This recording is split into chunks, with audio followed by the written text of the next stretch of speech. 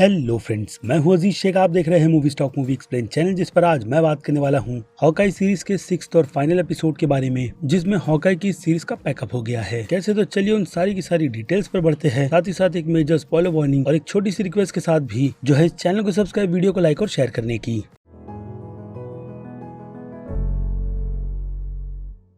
So friends, तो इस episode की शुरुआत सीधे विल्सन फिस्क यानी कि किंगपिन को दिखाकर की जाती है, जिसके लुक को एक्वायर डेयरडेविल की सीरीज से कम और कॉमिक बुक से ज्यादा किया गया है, क्योंकि एमसीयू के यूनिवर्स का किंगपिन इस सीरीज में कॉमिक बुक की तरह हवाई शर्ट भी पहनता है और इसी के साथ साथ उसके पास एक स्टिक भी है जिसके टॉप पर डायमंड लगा हुआ है, यानी कि ये भी रेफरेंस कॉमिक बुक का ही है, जिससे विल्सन फिस्क के फैंस बहुत ही ज्यादा खुश हो गए, खास करके वो सभी भी जिन्हें डेयरडेविल का विल्सन फिस्क का वर्जन बहुत ही ज्यादा पसंद आया था। तो एक तरफ मैट मोडॉक और दूसरी तरफ विल्सन फिस्क अब दोनों ही एमसीयू के अंडर आ चुके हैं, जिनके फ्यूचर पर एमसीयू किस तरीके से फोकस करेगा, उन सारी बातों पर से तो पर्दा फिलहाल तो इस एपिसोड में नहीं उठाया गया, क्योंकि यहाँ पर किंगपिन सीधे एलेनोर से मीटिंग करने आया है, या फिर कहूँ उसके बुलाने पर उसे धमकाने, क्योंकि एलेनोर अब उसके लिए और काम करना नहीं चाहती। इसी के साथ साथ हमें यहाँ पर कुछ और भी पता चलता है, खास करके एलेनोर के पति डेरिक से रिलेटेड, कि वो विल्सन फिस्क के लिए ही काम करता था, जिसके एहसानों के तले वो दब गया था और उसी एहसान को कई सालों से एलेनोर उतारते आई है, जो अब उसके अकॉर्डिंग पूरी तरीके से उसने फिल भी कर दिया है, क्योंकि इसी एहसान के चक्कर में उसने अपने बॉयफ्रेंड जैक को फंसा दिया और अब उसकी बेटी केट उस पर बहुत ही ज्यादा शक भी कर रही है, जिन सब से उसे बाहर निकलना है। लेकिन विल्सन फिस्क ऐसा बिल्कुल भी नहीं चाहता, इसलिए वो वहाँ पर एलेनोर को धमकाता भी है कि उसे ना कहने का अंजाम उसे आगे भुगतना पड़ेगा, जिस बात पर श्योर होते हुए एलेनोर यही कंफर्म करती है कि जितने राज उसके पास दबे हुए हैं विल्सन के, वो अगर उन्हें बाहर निकालेगी तो इसकी कीमत उसे नहीं बल्कि विल्सन को चुकानी पड़ेगी जेल में बैठकर। यानी क्लियरली देखा जाए तो एलेनोर ने खुद की ही मौत का गड्ढा खोद लिया है, जिसकी प्लानिंग भी विल्सन ने ही की है, उसके यहाँ से जाते के साथ में ही, जो क्लियरली विल्सन को धमका कर गई है। और दूसरी तरफ येलिना ने जो केट को प्रूफ भेजे है उसकी मॉम के इन सब में इन्वॉल्व होने के, उससे केट भी पूरी तरीके से हिल चुकी है कि असल में असली गुनहगार उसकी माँ ही है, जिनसे अब वो खुद जाकर बात करना चाहती है। और अब इसमें वो इन्वॉल्वमेंट क्लिंट की बिल्कुल भी नहीं चाहती, जिसके बाद क्लिंट उसे इसी बात की श्योरिटी देता है कि अब वो दोनों पार्टनर्स है, इसलिए जो कुछ भी होगा उसका उन दोनों को मिलकर सामना करना है, जिससे केट को थोड़ी राहत मिलती है। और दूसरी तरफ विल्सन जब केजी के साथ बैठकर उससे मीटिंग कर रहा होता है, तो उसी मीटिंग को इंटरप्ट करते हुए वहाँ पर माया पहुँचती है, जिसे देखकर विल्सन काफी ज्यादा खुश होता है और उसे यही सलाह देता है कि जो कुछ भी वो कर रही है वो उनकी गैंग के लिए बिल्कुल भी ठीक नहीं, जिस बात को माया भी बहुत ही अच्छी तरीके से समझ चुकी है। इसलिए वो यहाँ पर अपने माने हुए अंकल यानी कि विल्सन के पास सॉरी कहने के लिए आई है, और साथ ही साथ ये श्योरिटी भी कि अब आगे से ऐसा कुछ भी नहीं होगा, क्योंकि अब वो रोनिन का पीछा करना छोड़ चुकी है, जिसका पूरा का पूरा फोकस इस ग्रोह को बढ़ाने का ही है, इट मीन्स के बिजनेस। लेकिन इन सब से हटकर वो थोड़ा रिलैक्स करना चाहती है, जिसके लिए उसे ब्रेक चाहिए, यानी कि कुछ दिनों की छुट्टी, जो उसके मुंह बोले अंकल यानी कि विल्सन दे भी देता है। लेकिन माया की सूरत को देखकर ये बात बहुत ही अच्छी तरीके से पता चल जाती है कि उसे अब बहुत कुछ पता है, जिसका वो पता लगा कर रहेगी। और ठीक ऐसा ही एहसास विल्सन को भी हो चुका है, जो बाद में केजी से यही कहता है कि उन्हें सारे के सारे रायतों को साफ करना होगा, खास करके एलेनोर को मारना, जो उसे सीधा धमका कर इस धंधे से बाहर निकल गई। उसके बाद दूसरी सिचुएशन रोनिन और अवेंजर्स यानी कि क्लिंट और केट की है, जो उनके बिजनेस में अपनी टांग अड़ा रहे हैं, इसलिए संतुलन बनाना बहुत ही ज्यादा जरूरी है, जिस बात को केजी बहुत ही अच्छी तरीके से समझ चुका है कि उसे उसके बॉस के कहने पर आगे अब क्या क्या करना है, क्योंकि माया के बाद उसे कमांड मिल चुका है इस पूरी टास्क फोर्स माफिया की गैंग को अपने हिसाब से चलाने का। और दूसरी तरफ क्लिंट और केट आने वाली जंग की तैयारी कर रहे हैं, जिसके लिए उन्होंने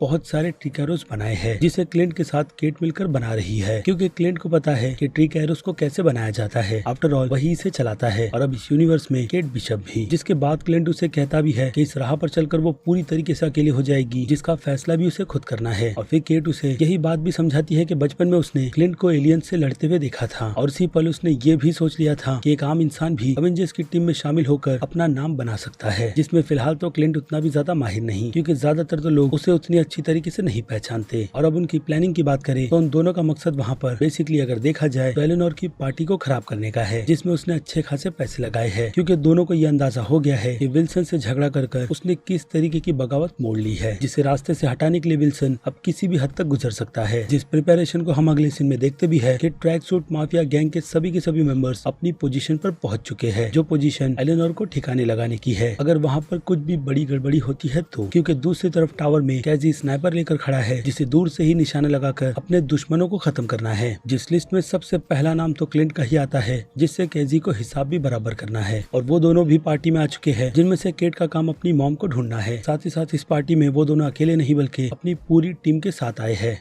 और इसके अलावा इस पार्टी में जैक भी शामिल हो चुका है, जो जल्द ही जेल से भी छूटकर आ गया है। और इस पार्टी में वो एक बड़ी सी स्वॉर्ड लेकर चल रहा है, जिसे यूज करते हुए हमने उसे कॉमिक बुक में ज्यादातर तो देखा है। इट मीन्स कि यहाँ पर जैक को उसका हुनर दिखाने का मौका मिलने वाला है, जिसे इस शो में अब तक दबाकर रखा गया था। जिसके बाद जैक की मुलाकात जूनियर अरमान से होती है, जो जैक के वाइन के कलेक्शन में बहुत ही ज्यादा इंटरेस्टेड है। और जैक उसे समझाता है कि फिलहाल तो वाइन कलेक्शन के लिए वो बहुत ज्यादा छोटा भी है। यानी क्लियरली अगर देखा जाए तो यहाँ पर अरमान के कैरेक्टर का भी सेटअप किया जा रहा है, जिसे अब आगे एमसीयू में कितना यूज किया जाता है कितना नहीं, उसका पता तो एमसीयू के फ्यूचर में ही चलेगा, उसके पहले बिल्कुल भी नहीं। आफ्टर ऑल अरमान की भी हिस्ट्री मार्वल की कॉमिक बुक में जैक से ही जुड़ी हुई है, जिसमें सीनियर अरमान तो मर गया है, लेकिन फिलहाल तो जूनियर जिंदा है। जो हो सकता है कि एमसीयू के यूनिवर्स में आगे चलकर सिवाय बिगड़ेल रईस के और कुछ न रहे, क्योंकि अब अंडरग्राउंड के लेवल पर भी छोटे एवेंजर्स के लिए मुश्किलें होनी चाहिए, जिनमें से माफिया और उनके चल रहे बिजनेस को लेकर छोटे मोटे एवेंजर्स उनका सामना करते रहेंगे, जिन सब के ऊपर विल्सन यानी कि किंगपिन आता है। और इसके अलावा इस पार्टी में येलिना भी पहुंची है, जिसका मकसद सिर्फ और सिर्फ क्लिंट को मारने का है, वो भी खुशी से, जिसे मारकर उसे सुकून भी मिलेगा। लेकिन फिलहाल तो क्लिंट बाहर केजी के निशाने पर है, जिसे देखकर वो आउट ऑफ कंट्रोल होता है और सीधे स्नाइपर पर उस पर गोली चलाना शुरू कर देता है, जिसके लेजर पॉइंट को वो ग्लास के थ्रू पहले ही देख लेता है। यानी कि अब पार्टी में हड़बड़ी शुरू हो चुकी है, जहाँ केजी का निशाना बनने से पहले ही एलिनोर को केट अपने साथ ले गई थी, जहाँ उसकी माँ अब भी उसे खुलकर कुछ भी नहीं बताती। और फिर केट अपनी माँ के सामने सारी की सारी सिचुएशन एक्सप्लेन करती है कि उसे पहले से ही सब कुछ पता है, जिससे दूर रहने के लिए उसकी माँ उसे सलाह देती है और यही कहती है कि वो सब कुछ ठीक कर लेगी। जिनके बीच जैक भी पहुंचता है, बट एलिनोर उसे बोलने का मौका नहीं देती, क्योंकि बाहर की तरफ अब गोलियों की चलने की आवाज आ रही है। इसलिए केट वहाँ से जाते वक्त अपनी माँ को यही वार्न करती है कि वो इन सबसे दूर रहे, क्योंकि अब जो कुछ भी करना है वो उसे हैंडल करेगी बहुत ही अच्छे से, क्योंकि आफ्टर ऑल ये सब कुछ उसकी माँ का ही किया धरा है। तो अब देखा जाए तो एलिनोर वहाँ से सीधे खुद को बचा रही है, जल्द से जल्द सिचुएशन से निकलकर, जहाँ जैक बस बेवकूफों की ही तरह खड़ा रहता है। और जैसे ही गोलियां चलती है तो वो भी प्रिपेयर हो जाता है अपना कर्तव्य दिखाने के लिए, जिसमें बाहर जाकर वो सिचुएशन को संभालता है ट्रैक सूट माफिया के कुछ मेंबर्स को मारकर। और इसी बीच वहाँ से लोगों को निकालने की जिम्मेदारी लार्पिन ग्रुप वालों ने संभाल रखी है, जिनकी बात फिलहाल तो कोई भी नहीं सुनते। और फिर क्या, वो लोग अपने रोल प्ले में आते हैं पूरे कॉन्फिडेंट के साथ, जिसके बाद लोग उनकी बातें सुनने लगते हैं। लेकिन जूनियर अरमान को छोड़कर, जिसे उठाकर उस सिचुएशन से जबरदस्ती बाहर निकालना पड़ता है, और उन्हीं लार्पिंग वालों के पास हॉकाई के एरोस थे जो वो उसे प्रोवाइड करते हैं। दूसरी तरफ बात करें केट की, तो केट वहाँ से निकलते हुए सीधे येलिना को देखती है, जिसका पीछा करते हुए लिफ्ट के पास पहुँचती है। लेकिन येलिना नहीं चाहती कि केट उसके रास्ते में आए। और फिर क्या, येलिना का दिमाग खराब करने के लिए वो लिफ्ट की सारी बटन दबा देती है, ताकि लिफ्ट काफी आराम से अपनी मंजिल पर पहुंचे, जिसमें उन दोनों की मंजिल 12th फ्लोर पर जाने की है, जहाँ से क्लिंट स्नाइपर को ढूंढने की कोशिश कर रहा है, यानी कि केजी की, जिसे ढूंढकर वो अपने एरो की मदद से वहाँ से भगा भी देता है, क्योंकि उस एरो में से स्मोक निकलते हैं जो शायद उसे बेहोश कर सकते हैं। इसलिए केजी उस सिचुएशन से भागता है, या फिर कहूँ सीधे इस बिल्डिंग में आ जाता है क्लिंट का सामना करने के लिए। लेकिन उससे पहले हम केट और येलिना के बीच अच्छी खासी बहस के बाद थोड़ी चेजिंग और फाइटिंग भी देखते हैं, जिस फाइटिंग के दौरान हमें और येलिना को यही पता चलता है कि केट अपने पूरे कॉस्ट्यूम के साथ यानी कि प्रिपरेशन के साथ आई है, और दूसरी तरफ येलिना भी। जिन दोनों की कुछ लड़ाई के बाद येलिना विंडो से सीधे बाहर कूदती है और रोप की मदद से एक अच्छा खासा शॉर्टकट लेती है, ताकि वो उतरते वक्त ही 12th फ्लोर पर खड़े हुए क्लिंट को काफी आसानी से गोली मार सके, जिससे वो चूकती है, क्योंकि क्लिंट इतनी आसानी से मरेगा नहीं। और फिर क्या, केट भी हिम्मत कर उस रोप को पकड़ती है और सीधे उस बिल्डिंग से नीचे उतरती है, जहाँ उतरने के बाद उसका सामना कुछ ट्रैक सूट माफिया के गैंग के मेंबर से होता है, जिसे वहाँ पर बचाने के लिए जैक पहुंच जाता है। और दूसरी तरफ क्लिंट की सिचुएशन में उसका सामना ट्रैक सूट माफिया के कुछ लोग और खास करके किसी से होता है, जो अगेन वहाँ पर अपना हिसाब बराबर करने के लिए आया है। लेकिन क्लिंट उसे मारकर बेहोश करता है और उसके इस सपने को सपना ही रहने देता है। बाकी बचे ट्रैक सूट माफिया के मेंबर्स को क्लिंट छोटे से एक्सप्लोसिव लगाकर पूरी तरीके से डिस्ट्रैक्ट कर देता है, जिसके बाद वो भी विंडो से जंप कर सीधे क्रिसमस ट्री पर आकर अटक जाता है, जिसे वहाँ से निकालने की जिम्मेदारी अब केट और उसके दोस्तों की है, जिस क्रिसमस ट्री के अंदर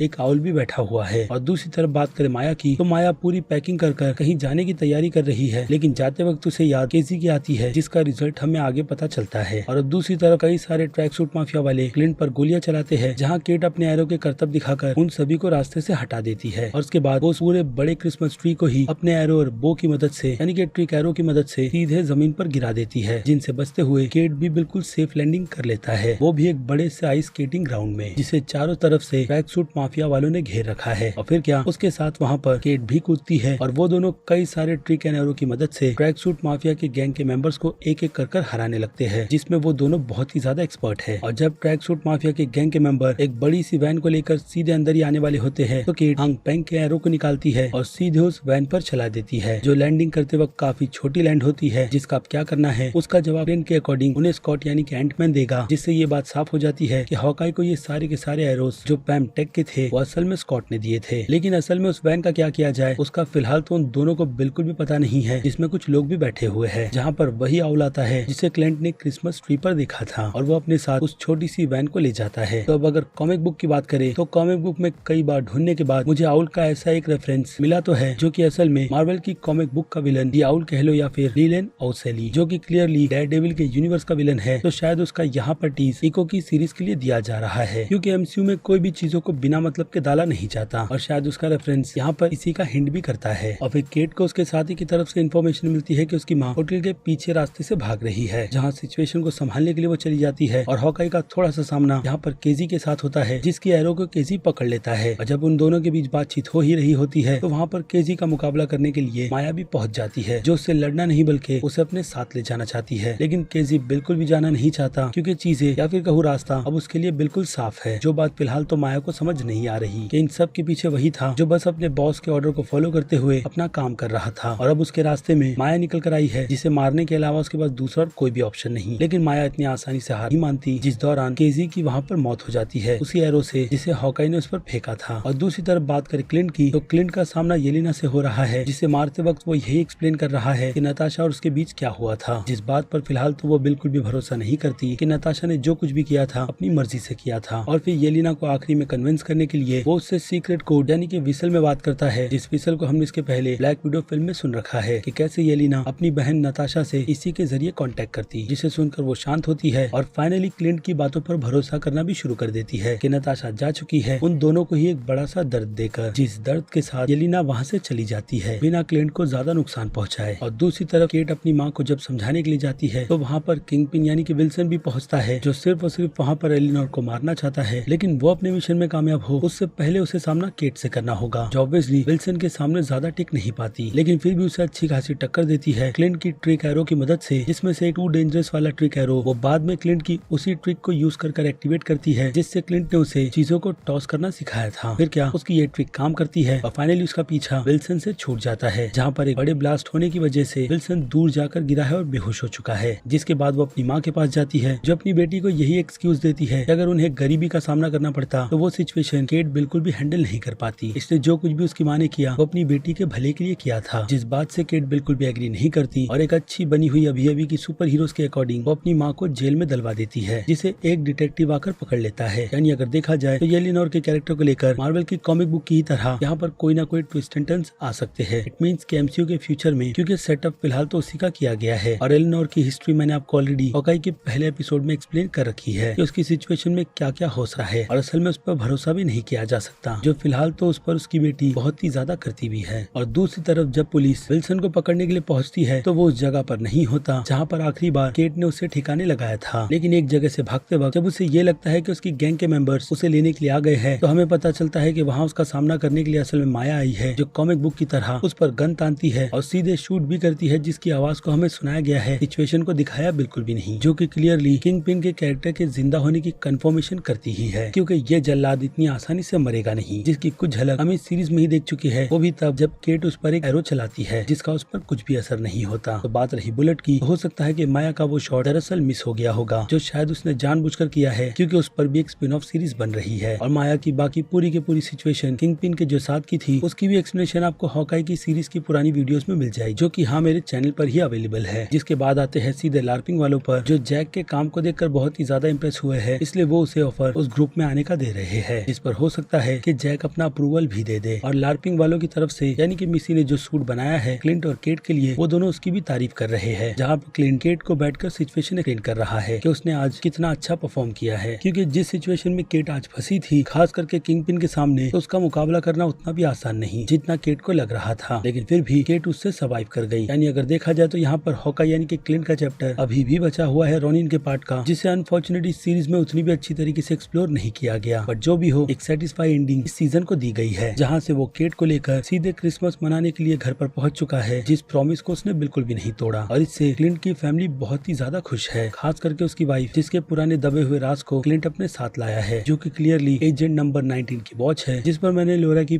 पूरी हिस्ट्री आपको एक्सप्लेन कर रखी है। और ऑब्वियसली टाइम के चलते मैं उस पर बिल्कुल भी नहीं आने वाला, क्योंकि चीजों को रिपीट कर कोई भी मतलब बनने वाला नहीं। इसलिए मुझे लगता है आपको हॉकाई की सीरीज की मेरी पुरानी वीडियोस देख लेनी चाहिए, जिनमें से एक एपिसोड में मैंने इस इस पूरे के पूरे टॉपिक को भी कवर कर रखा है, जिस सिचुएशन के बाद क्लिंट सीधे केट के साथ मिलकर अपने पुराने किए गए काम और यादों को जलाता है, यानी कि रॉनिन के सूट को, जिसे जलाते वक्त केट खुद का नाम भी सोच रही है, जिसके दिमाग में लेडी हॉकाई का नाम चल रहा है, जो नाम फिलहाल तो हॉकाई को पसंद नहीं आया। साथ ही साथ कुछ और नामों का भी एडवाइस दिया जाता है, जिसमें से अगर कॉमिक बुक की बात करें तो कॉमिक बुक में केट बिशप को लेडी हॉकाई के अलावा लेडी हॉकगाय, हॉकेटी और सिंपली हॉकाई भी कहा जाता है, जो कि अब वो इस सीरीज से बन चुकी है, यानी कि क्लिंट उसे अपना ही नाम देगा, जिसे आगे वो कंटिन्यू रखते हुए यंग एवेंजर्स की टीम भी ज्वाइन करेगी, वो भी जल्द ही, जिसके कुछ हिंट्स तो फिलहाल Antman and the Wasp Quantumania film से जुड़े हुए हैं, कितने पर मैं इतना भी ज्यादा श्योर नहीं हूँ। और फिर इसके बाद शुरू होता है इस फाइनल एपिसोड का टाइटल, जिसके टाइटल के एंड में हम किंग पिन के पूरे साये को शहर से हटा हुआ देखते हैं, जो कि एक हिंट उसकी मौत की कंफर्मेशन देती है, जिस पर अगेन मैं कहूंगा फैंस को बिल्कुल भी बिलीव नहीं है और ना ही मुझे। जिसके बाद इस शो में एक क्रेडिट रॉजर्स म्यूजिकल का रखा गया है, जिस म्यूजिकल को हॉकाई के पहले एपिसोड में इतनी क्लियर तरीके से नहीं दिखाया गया था, इसलिए यहाँ पर उसे पूरी स्पेस देते हुए फैंस को निराशा ही दी गई है इस शो के एंड के इस तरीके के म्यूजिकल शो को देखकर, जिस बारे में अब आपकी राय मुझे कमेंट में चाहिए, क्योंकि फाइनली वक्त है हॉकाई की सीरीज के पूरे चैप्टर यानी कि सीरीज को खत्म करने का। बाकी मैं हूँ अजीज शेख, आप देख रहे थे movie stock movie explain channel, जिसे अगर आपने सब्सक्राइब नहीं किया और हाँ मेरे बाकी दूसरे चैनल्स को भी, तो उन सबको भी सब्सक्राइब करना बिल्कुल भी मत भूलिएगा, जिस पर मैं बॉलीवुड से लेकर हॉलीवुड तक की अपडेट आपको देता हूँ और साथ ही साथ मूवी और सीरीज रिव्यूज के अलावा मूवी और सीरीज एक्सप्लेन भी, इसलिए सभी चैनल को सब्सक्राइब करना बिल्कुल भी मत भूलिए। और इसके भी अलावा अगर आप मुझे फॉलो मेरे इंस्टाग्राम, ट्विटर, फेसबुक और टेलीग्राम के ग्रुप में नहीं करते तो वहाँ पर भी कर लीजिए, जहाँ पर फिल्मों से रिलेटेड डिस्कशन होते रहते हैं। तो अब मैं मिलता हूँ जल्दी आपसे दूसरी किसी वीडियो में किसी और फिल्म या फिर किसी और सीरीज के टॉपिक पर बात करते हुए। तब तक के लिए आप मेरे चैनल के बाकी दूसरे वीडियोस को भी एंजॉय कीजिए। Till then